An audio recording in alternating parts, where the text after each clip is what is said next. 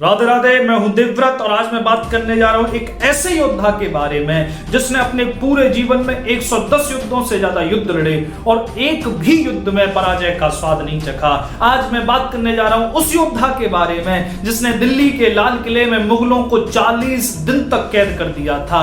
आज मैं बात करने जा रहा हूं उस योद्धा के बारे में जिसने आगरा के लाल किले को गंगाजल से साफ करवाया और ताजमहल में अपने घुड़साल बनाकर ताजमहल की कब्र में अपना उन घोड़ों के लिए भूसा भरवा दिया। आज मैं बात करने जा रहा हूं उस योद्धा के बारे में जिसने साधारण से किसानों को बटोर बटोर के एक उत्कृष्ट सेना का निर्माण किया और पूरे के पूरे उत्तर भारत को अपने घोड़ों की टापों से रौंद दिया। आज मैं बात करने जा रहा हूं उस योद्धा के बारे में जिसने कभी जीवन में किसी अन्य राजा से सहायता नहीं मांगी, वरन जिसने सभी को सहायता प्रदान करी, चाहे वो मराठा हो, चाहे वो राजपूत हो, चाहे कोई और हो। आज मैं बात करने जा रहा हूं उस योद्धा के बारे में जिसके राज्य में मुगलों ने ये कसम खाई थी कि न पीपल काटेंगे न गाय का वध करेंगे। ऐसी कसम जिस राजा ने अपने राज्य में खलवाई। आज मैं बात करने जा रहा हूं उस योद्धा के बारे में। वो कोई और नहीं, हमारे भरतपुर के महाराज महाराजा सूरजमल हैं, जिनकी आज हम चर्चा करेंगे, जिनके बारे में जानेंगे, क्योंकि इतिहास ने हमारे इन योद्धाओं के साथ कोई न्याय नहीं किया। हमारे इतिहास ने इन सूरवीरों को भुला दिया। आज हम उसकी चर्चा करेंगे, आज हम उस इतिहास को जानेंगे जो इतिहास हमसे अनजाना रह गया। 13 फरवरी सन 1707 में महाराजा सूरजमल का जन्म हुआ।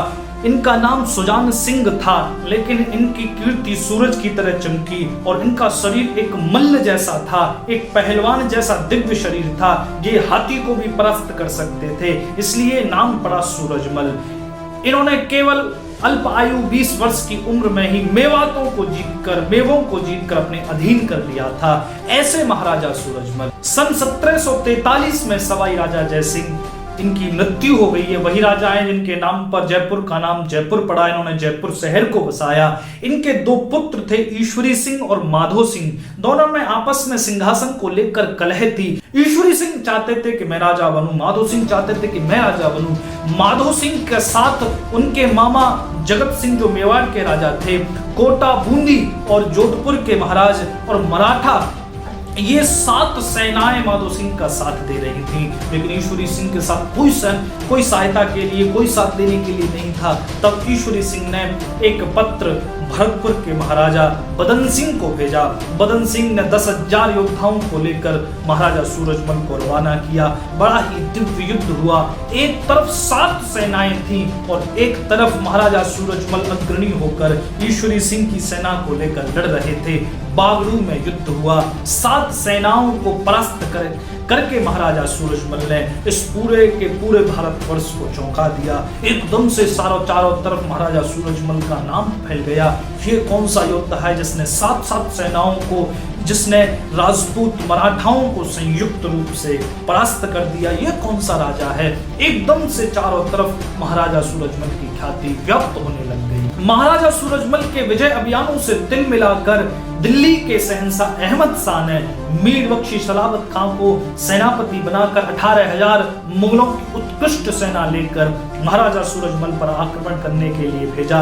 लेकिन महाराजा सूरजमल मात्र 6,000 योद्धाओं की सेना लेकर भिड़ गए मीर बख्शी सलावत खां से और जीतकर मीर बख्शी को संधि सशर्त स्वीकार करनी पड़ी। और बड़ी अद्भुत संधि थी।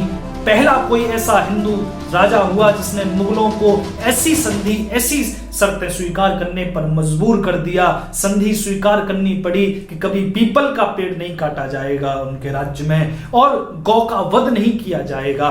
ऐसी संधि किसी हिंदू राजा ने पहली बार मुगलों से सशर्त करवाई थी। ऐसे हमारे महाराजा सूरजमल, ऐसे उनका उत्कृष्ट प्रभाव, ऐसी उनकी सूरवीरता। सन 1753 में महाराजा सूरजमल ने दिल्ली पर आक्रमण किया। दिल्ली पर महाराजा सूरजमल ने 2 बार आक्रमण किया, सन 1753 और सन 1763। दोनों बार दिल्ली को जीतकर महाराजा सूरजमल ने इतिहास रच दिया। सन 1753 में महाराजा सूरजमल का आक्रमण इतना अद्भुत था कि मुगलों को समझ नहीं आया कि इसकी क्या प्रतिक्रिया करें, कैसे रणनीति करें। महाराजा सूरजमल ने मुगलों को मुगलों के लाल किले दिल्ली के भीतर 40 दिन तक कैद कर दिया था। दिल्ली को चारों तरफ से महाराजा सूरजमल ने घेरे रखा। उस पूरी दिल्ली को महाराजा सूरजमल के सैनिकों ने अपने घोड़ों की टापों से रौंद दिया। तब 40 दिन के बाद मुगलों को महाराजा सूरजमल से संधि करनी पड़ी। ऐसा दिल्ली अभियान महाराजा सूरजमल का रहा। सन 1754 में मराठाओं का आक्रमण महाराजा सूरजमल के ऊपर हुआ।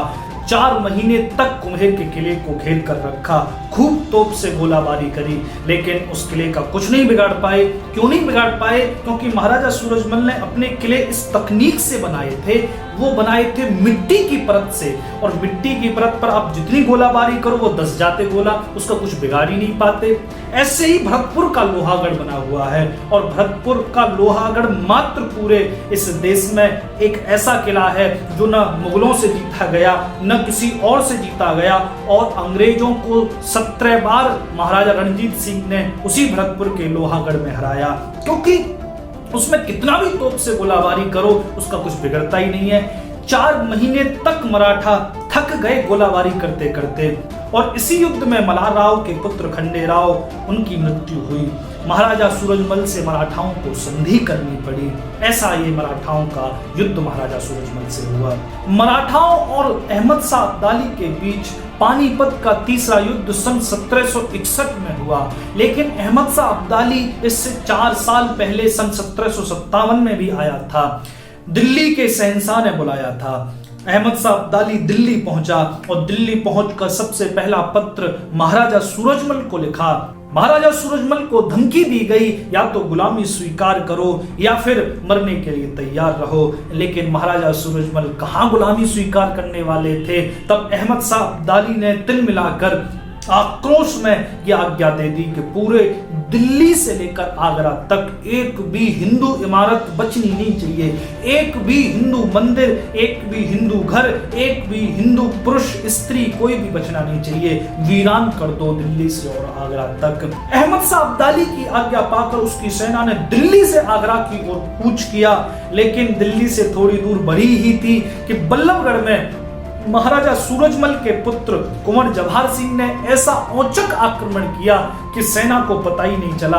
अनेकों अफगान सैनिकों को काटकर कब जवाहर सिंह भरतपुर निकल गए पता ही नहीं चला। अब ये अहमद शाह की सेना और तीव्र वेग से बढ़ी। जितने भी हिंदू मंदिर, जितने भी हिंदू इमारतें, जितने भी गांव थे, सबको जलाकर नष्ट करते हुए आगे बढ़ी। मथुरा और वृंदावन को नष्ट करना अहमद शाह अब्दाली का मुख्य अभिप्राय था, लेकिन वृंदावन से पहले एक चौमुहा जगह पड़ती है। जवाहर सिंह 10,000 जाटों की सेना के साथ, 10,000 योद्धाओं के साथ चौमुहा पर अहमद शाह अब्दाली की विशाल सेना, जिस विशाल सेना के सामने बड़े बड़े राजाओं ने अपनी पगड़ियां अहमद शाह अब्दाली को भेंट कर दी थी, बड़े बड़े राजाओं ने संधि कर ली थी, वो अहमद शाह की सेना से ये मुट्ठी भर सैनिक, ये मुट्ठी भर योद्धा भिड़ गए थे। क्यों भिड़ गए थे? क्योंकि इनको अपने हिंदू मंदिरों की रक्षा करनी थी, क्योंकि इन्हें अपने तीर्थ की रक्षा करनी थी, क्योंकि इन्हें अपनी संस्कृति की रक्षा करनी थी, क्योंकि इन्हें अपने स्वाभिमान की रक्षा करनी थी। इस सेना ने इतना अद्भुत युद्ध लड़ा, अंतिम श्वास तक ये सैनिक लड़ते रहे। महाराजा सूरजमल और उनके पुत्र ने इस ब्रज क्षेत्र के लिए, इस हिंदुत्व के लिए, इस उत्तर भारत के लिए बड़ा योगदान दिया है। वरना आज उस वृंदावन में, उस पूरे ब्रज क्षेत्र में जहां आज 10,000 मंदिर शोभायमान होते हैं, वहां पर 10,000 मस्जिदें खड़ी होती अगर ये महाराजा सूरजमल और उनके पुत्र जवाहर सिंह नहीं होते। और इतिहास गवाह है कि अहमद शाह अब्दाली को गोकुल से ही वापस लौटना पड़ गया अपनी सेना को लेकर।